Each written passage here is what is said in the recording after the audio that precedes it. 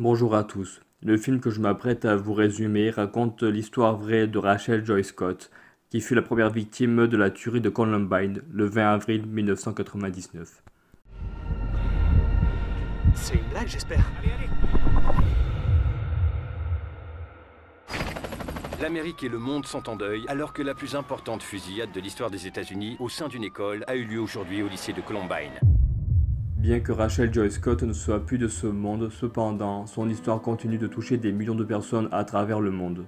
Rachel n'avait que 8 ans quand son père quitta le domicile familial, laissant ainsi la mère de Rachel et ses enfants. Bien que leur situation financière était difficile, la mère de Rachel transmit la foi à ses enfants. Son histoire continue à la rentrée des classes dans son lycée à Columbine, alors qu'elle n'avait que 16 ans. Rachel était à la recherche d'un petit copain, elle partit donc avec ses copines en soirée. Mais la mère de Rachel l'attendit dans sa chambre et décida donc de l'envoyer chez la tante de Rachel. Et c'est chez sa tante que Rachel eut la foi et elle fut donc baptisée.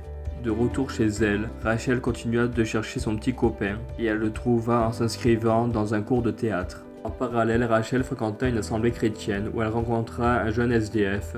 Rachel eut de la compassion pour lui et l'aida donc à s'en sortir. Mais toutefois, Rachel continua à faire des soirées avec ses copines. Mais jusqu'au jour où Rachel fut trahie par sa meilleure amie avec son petit ami. Rachel, dans le désespoir le plus total, tenta de mettre fin à ses jours. Mais elle fut sauvée in extremis grâce à un objet qui lui a été offert. Alors les jeunes de son assemblée décidèrent de prier pour elle. Rachel reprit donc espoir et décida donc de pardonner à sa meilleure amie. Rachel témoigna également de sa foi devant toute sa classe. Rachel eut de la gentillesse et de la compassion envers ses camarades et à tous ceux qui l'entourent. Mais malheureusement, sa vie se termina lors d'une fusillade. Rachel fut la première victime de la tuerie de Columbine. Ce film m'a vraiment beaucoup touché, m'a beaucoup marqué, non seulement par l'histoire de Rachel, mais aussi par l'hommage rendu par ses élèves et aussi par sa meilleure amie. Je tiens aussi à préciser qu'il y aura dans le film quelques séquences avec les deux auteurs de la fusillade. Ce film peut autant toucher que enseigner. Je recommande vraiment ce film à tout le monde, c'est vraiment une très belle histoire. Et comme d'habitude, je vous mets les liens dans la description où vous pouvez vous procurer ce film. Soyez tous bénis.